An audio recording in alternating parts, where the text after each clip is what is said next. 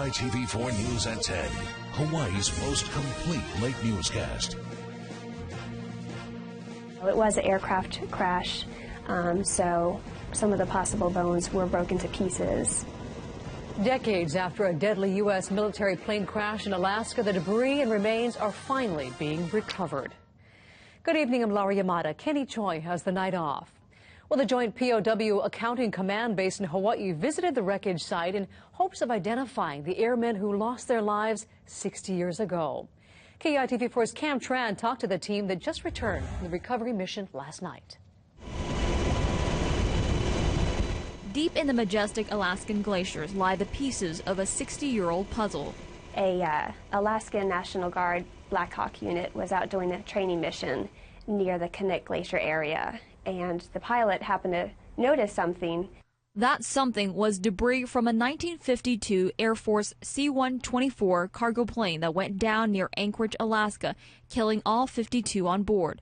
6 decades after the crash, the glacier melted, revealing its historic debris and wreckage.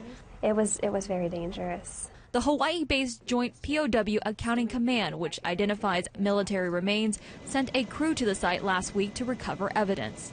The team recovered material evidence such as some life support equipment and some personal effects. There was also possible human remains recovered. JPAC's forensic anthropologist will review the remains and try to identify the fallen airmen, a process which can take months to even years. But to Tanya Anderson, who lost her grandfather, Airman Isaac Anderson, in the deadly crash, seeing these photos of plane wreckage embedded in the ice provides a glimmer of hope.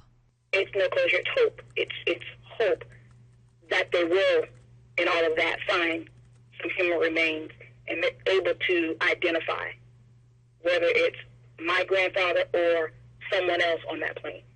Anderson says her grandfather was on the way to fight in the Korean War when the large aircraft went down.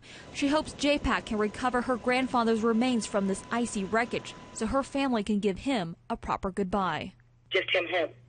If they give me a bone, we'll take that. If they give me a dog tag, we'll take that. My father would like a service. It's almost closure for the family. If we can just hear that phone call that says, we found Isaac Anderson and he's coming home, it'd be wonderful. But just to hear that they're making that attempt is priceless.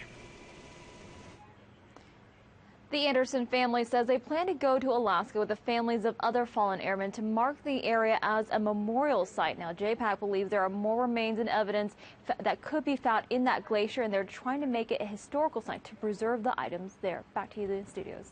Wow, what a story. All right, thanks, Cam.